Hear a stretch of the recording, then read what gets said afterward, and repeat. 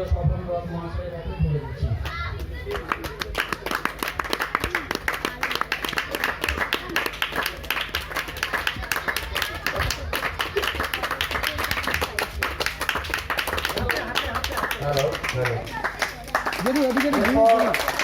আরেকজন বিচারক ছিলেন সম্মানীয় শক্তিবাবু।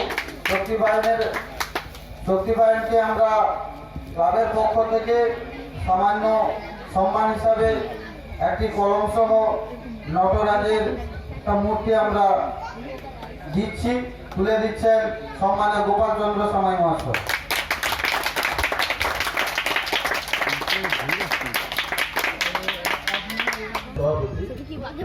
আমার উপহারটা তো নিশ্চয়ই আমার ভালো লেগেছে, সব থেকে বড় আইডিয়াটা ভালো লেগেছে, নটরাজ এটা আমার দারুণ লেগেছে।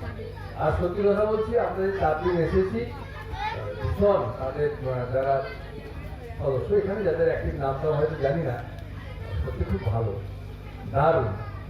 আর এই এত গ্রামের ভেতরে এরকমভাবে একটা চেষ্টা করার ভীষণ ভালো। মানে হয়তো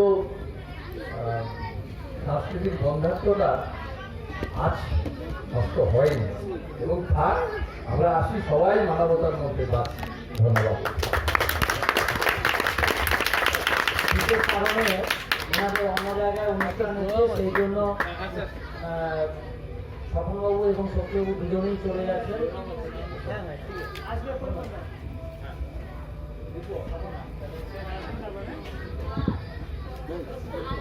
এরপর আমরা যে ক্রীড়া প্রতিযোগিতা হয়েছিল তাদের পুরস্কারগুলো একে একে তুলে দেব।